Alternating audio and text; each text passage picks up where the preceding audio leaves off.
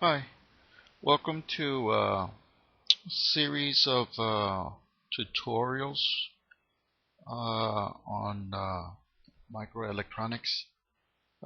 This is for students at UTSA. They'll be taking, I believe, Circuits 1, and they're using the Sedra-Smith microelectronic books. It's the 6th edition. This is one of the books that I used when I did my undergraduate. It's a very good book. I like it very much. It's very readable, and it has a lot of examples. So it's a very, very good book. So I'm quite pleased that UTSA chose that book. Uh, it looks like on chapter 2 they're emphasize op amps, which is good. Op amps is something that for those that choose to be electrical engineers and do analog designs, you if you do choose that path, you will be using op amps to design just about everything from summers to adders to differentiators, integrators, bunch of circuits. So it's a very good chapter to start with, and the more you learn about the op amps, the better you'll have you know, be able to use them throughout your careers. Now, the operational amplifier has been around for a long time. As a matter of fact, it was implemented with tube types. As a matter of fact, this is one of the first ones. It was, and the reason they're called operational amplifiers is because they were used as analog computers. So with operational amplifier, you can actually do calculus, you can do differentiation, you can do integrals. So it's just a matter of doing little circuits, hooking them up, and you can do mathematical uh, functions. And the reason they did this was it was a way of doing analog computers. If they wanted, let's say, to calculate a projectile of a shell, well, they had their computers where they could put in a voltage, and the output voltage gave you the range and the height and so forth. So this is the beginnings of the operational amplifier. And like I said, the first ones were developed by George Philbrick Research out of Boston, Massachusetts. As you can see, it's two tubes. Okay, one, two, and then they have the sockets in here, and they're internally wired. And then they have a second pair of sockets, and these hook up to your power supply. And of course, you probably have your input and outputs. Here's I guess, a little advertisement advertising what the specification. Right here you can see what the open loop gain is, and the drift rate, and some other characteristics. And then they even have a little some circuits here where they say that you can do a wide range amplifier, voltage reproducer, adder, subtractor, subtracting integrator, stable differentiator, and so forth. So there's a bunch of little circuits that you can do. After World War II, 1952, I believe, they invented the transistor, and then things developed, and the integrate op amp was implemented in integrated circuits. In other words, they changed or they changed from tubes to transistors. And the first, or I would rather say the father of the integrated circuit, is this guy, Bob Whitelar. Whitelar. He was a true genius. Here's a little picture of him. Of course, this is what digital. every idiot can come to one. So do a Google on him. There's a bunch of fascinating stories about him. He was an eccentric fellow, very smart, and he had a little quirkiness. From what I've read, is he was alcoholic, liked to drink all night and partied all night, then got up and worked the next day and developed beautiful circuits.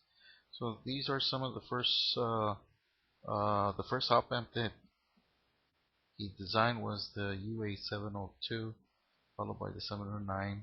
Did the first voltage regulator, and the first op amp with internal compensation. You'll know about what I'm talking about after the course. And of course, he also did an ultra low voltage op amp, and he did the LM113, which is a voltage reference. Okay. Now, I guess I'm going to start with chapter 2.1 and the ideal op amp. And this is the symbol, okay? And typically, this with the negative, we call it the inverting input, and we call the positive the non-inverting input, and then you have your output, okay? And typically, you'll have a plus supply and a negative supply, okay? Now, this is a schematic symbol, and a lot of people use this model. We basically have a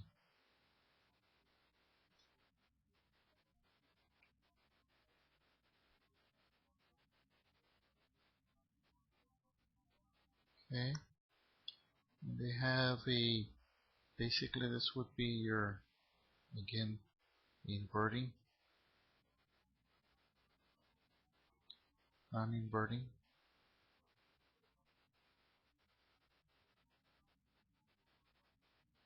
okay, and then what they do is just make sure that I'm consistent. They use the little diamond, but I rather use not diamond. I'll just do a voltage source. Okay, and I'll reference it to ground for the time being. And then that's your V out. And then in here, there's a constant which is AV, okay, times it'd be the VD plus, which is this node, VD plus minus VD minus, which is that point. So in a way you can think that this, all of this,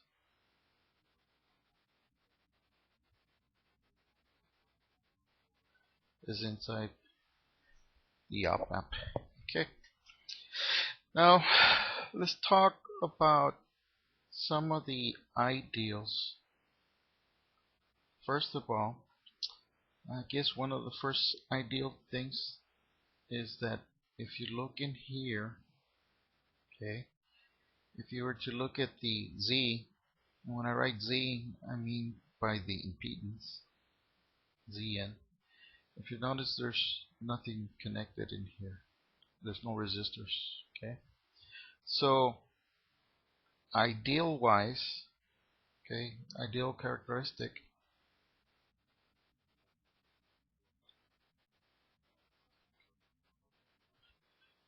the input impedance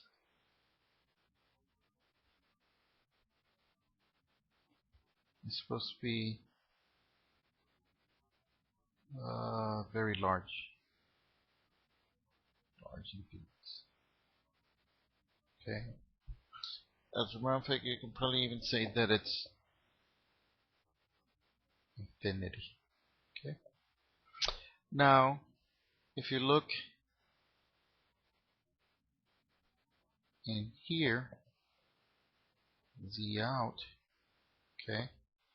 Well, if you were to do a IV test, in other words, put a voltage source or a current source and go in, you will see that V out is very low. Basically, it's like a short. Why is it a short? Because it's a voltage source. Voltage source basically is a short. Okay. So ideally, you have a short, or it's very, very low impedance. Okay. Okay. The other property that you can also talk about is AV, and AV is the gain. The gain. And let me define it a little bit more. It's the open loop gain. Okay. And the ideal characteristic is also very high, very large or high. Okay. You can also say that it's infinite. Okay. So let's do a little bit of a let's do like a little real simplified example. Okay. Let's say that the negative side is grounded. Okay.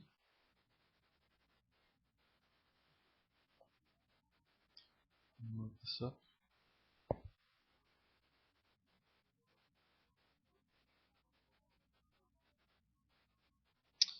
Let's say we have 1 volt here. Okay.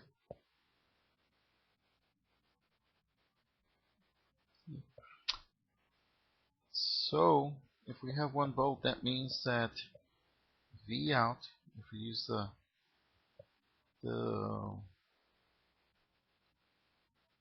that equation, it's AV VD plus minus VD minus. Okay. Well, we know that this is grounded, so that's 0. This is 1 volt. Okay. Now we said that this is infinity, so your voltage would be infinity. Okay. But typically we know that there is no infinity. You can't have infinite gain. It has to be finite. So let's change this. Okay. Let's say that AV has a gain.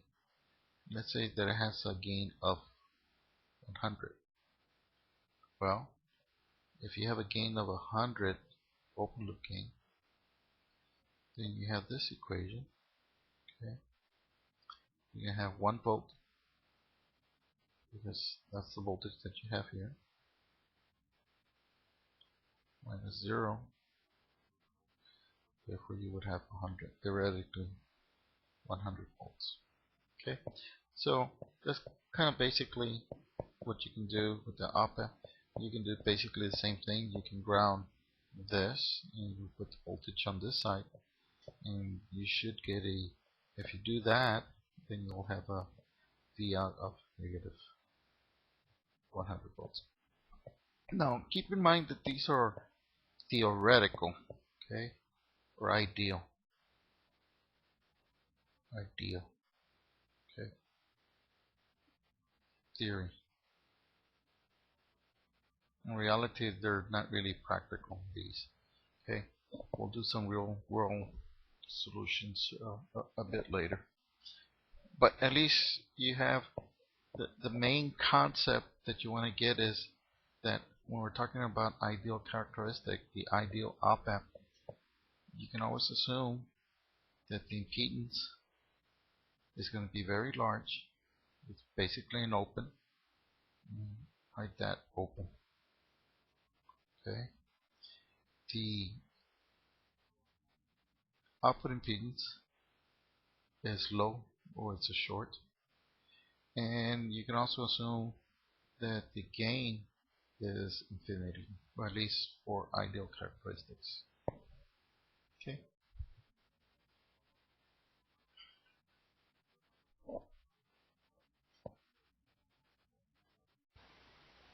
Okay. Let me backtrack a little bit. Let me zoom out.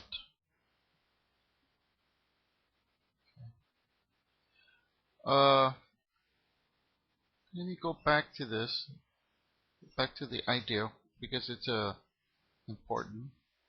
Okay. Okay. And we're going to revisit this part because it makes analysis much easier. Okay. Let's see if this makes sense.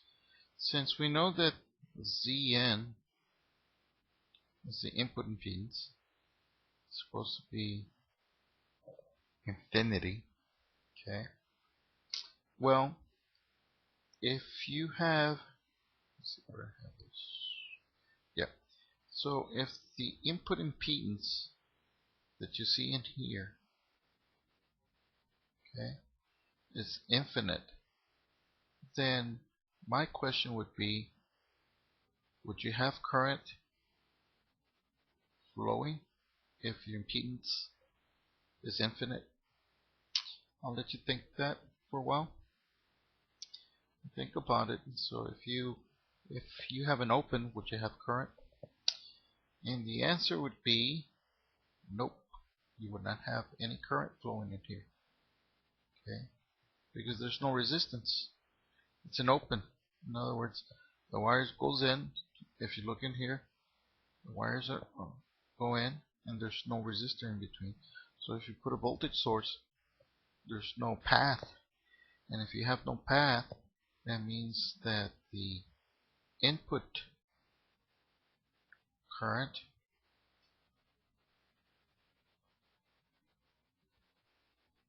is 0 amps. In other words, no current goes in. Okay. Now that's going to be an important concept. Okay. And it's important because it gives you an easy way of analyzing amplifiers, and hopefully it makes sense. Okay. So I'm going to go ahead and start with the first topology,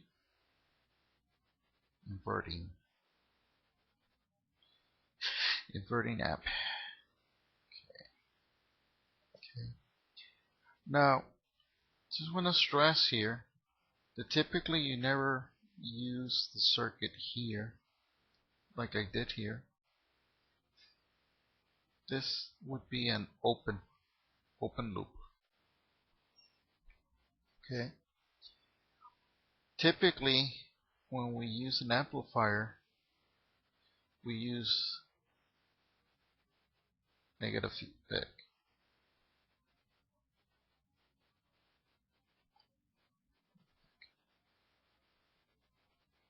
Okay.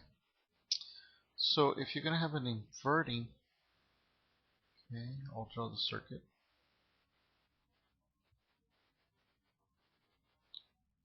Non-inverting, inverting. Okay. The feedback is implemented by putting a resistor from the inverting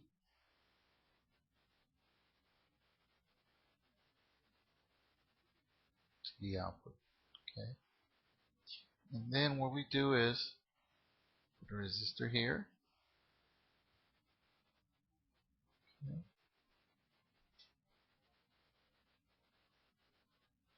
And we can say that this is our V source. Okay. Now there's one other resistor that we have to add.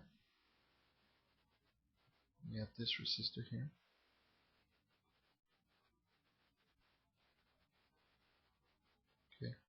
I'm going to go ahead and put this as RF.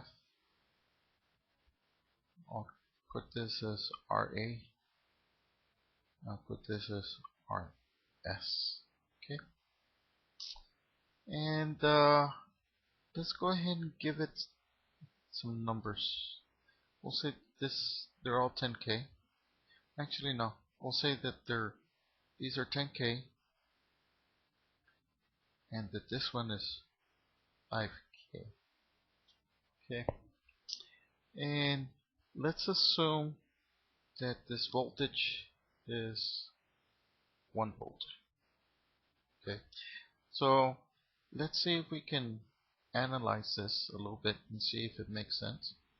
So if you have 1 volt here, okay, and the current flowing across the resistor, we set up here that the input current is 0. So if there's no current through here, there's no voltage drop. And if you don't have any voltage drop, then that means you have 1 volt here. Go ahead and change this. You're going to have 1 volt there. That means you're going to have 1 volt at this input. Okay. Now, the other concept that is very useful is that the voltage between the non-inverting and the inverting, and we'll say this, we'll say that the VD plus and VD minus, they're going to be equal to each other. Okay, and we'll say that this is the non-inverting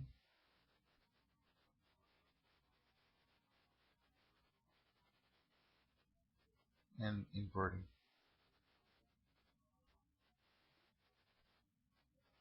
Okay, so with that being said, if you evoke this rule, I'm saying that the voltage at VD, because of the feedback, in other words, since we have negative feedback, the op-amp will drive this node through this resistor, will drive this node to be equal to this node. So basically, because of the feedback, VD negative will also be 1 volt. Okay. Now, keep in mind, the current going in here is 0. Current in here is also 0. Okay. So if you have 1 volt here, okay, that means this is negative, positive. That means you have current going through here. Okay. Now, where is this current coming from? Well, if this is 0, can come from this node. This current has to come through here. So since it's a series resistor, or connected in series, that means that that current is actually coming through here, going in that direction. Okay. So if it's coming in that direction, that means you have a negative and you have a positive here. Okay. So if that's the case, let's go ahead and calculate this current. Okay. It's 1 volt divided by 10K. Okay. That means that you would have 100 microamps. Okay. So that gives you that 1 volt. Well, if you have that, you also have 100 or 10K here. You should also have 1 volt voltage drop across here. So that means if you add this 1 volt across this resistor, 1 volt across this resistor, when you add it up, that means that V out is going to have 2 volts. Okay, and basically that's it. If you use, like I said, these two concepts, concept meaning that you assume that the input current is 0, and also assume that these two nodes are equal, then just by analytically just calculating the currents and so forth, you can predict what your output voltage would be. Okay, so that's a very important concept. Okay, now we can do it mathematically as well, derive an equation, and I did the first part so you can get a little bit of an intuition.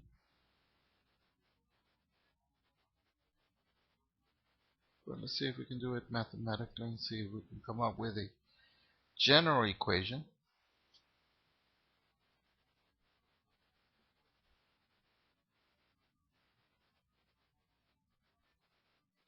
So that's Vs, Rs,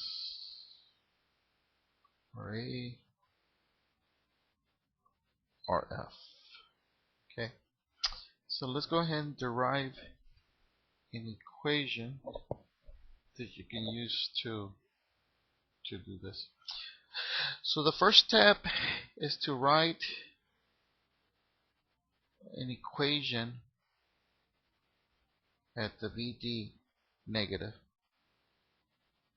Okay, so what we can do is we can say that Vd negative, and what we're doing is we're actually looking for the K current law, K Kirchhoff's current law, okay, which is Vd divided by Ra, okay, plus Vd minus V out divided by Rf. We're going to say that all of that is equal to 0. Okay, so we have the first part. So we got our KCL for the inverting. So now we're going to do KCL for the inverting. So in this case, we're going to say Vd plus, okay, minus Vs divided by Rs equals 0. Okay, now because there's no current in here, there's no voltage drop, Vs is actually there. So this becomes Vd plus is actually equal to Vs. Okay. So at least now we have this Vd plus, we have this equation, we have this equation. Okay. So now we can evoke this, what I had mentioned. We can say that Vd plus is equal to Vd minus. Okay. Well, if that's the case, then we can substitute. We can also say this, that all of that is also equal to Vs. So we can plug this, I'll change this, we can plug this, let's see where my, here it is. We'll plug it into these right there. So I'll do it right here. So we'll say that Vs RA plus Vs minus Vout RF is equal to 0. Okay. So we can go ahead and separate the terms. Let's say Vs divided by RA RF. Bring the V out to the other side. Maybe that will be RF. Okay. If we want to, we can find the common.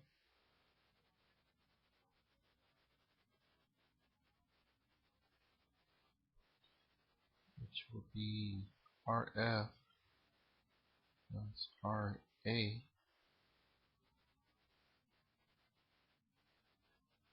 plus out RF. Okay, let's see if it works out.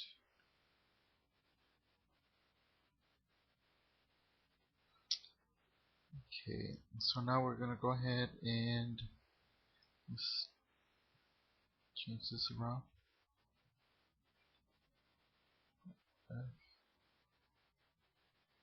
Yeah. So this is going to be,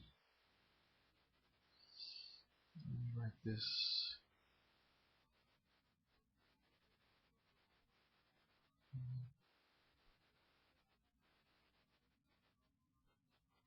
I switched it around a little bit. We'll be fine a little bit. Okay, so I'll go ahead and now divide. Insert another page.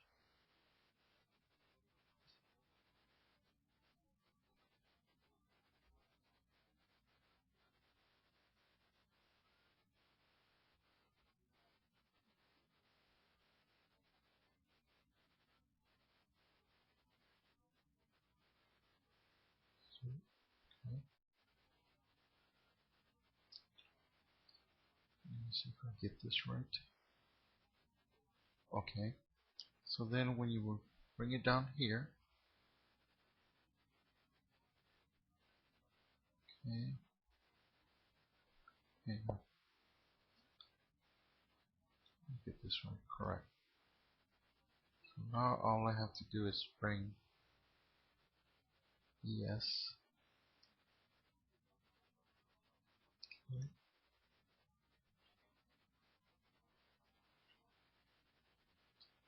the RF plus RA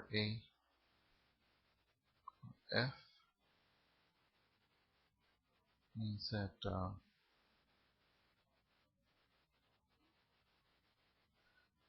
that cancels that. Okay. See if we can simplify this a little bit. Okay, so we can say that it's RA, RF, A. So we end up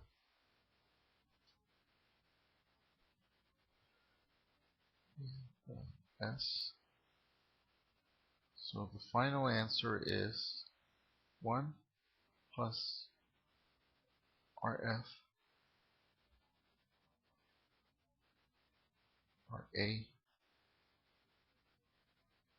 to VS. Okay. So this is the formula how to derive for a inverting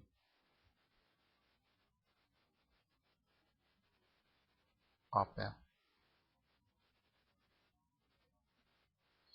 circuit. In the next video, I'll show how to derive the inverting uh, circuit. Thank you for watching.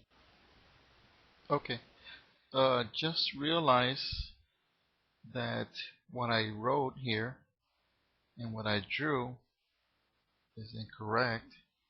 I said that this is an inverting amp, and it's not. Typically, if your input circuit or your stimulus is coming into your non-inverting, then it would be a non-inverting op amp.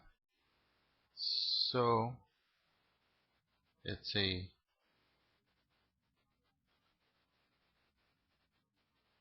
non-inverting op amp. Okay, so got that fixed, and let me see, and let's go ahead and see using the same example that we use up there. 1 plus, and we knew that we have a 10K and a 10K, and Vs was 1 volt. Okay, so now we have V out equals, so these cancel, so 1, so you get 1 plus 1 times 1 volt, you get 2 volts. So this matches our first analysis that we did, or non-mathematical analysis.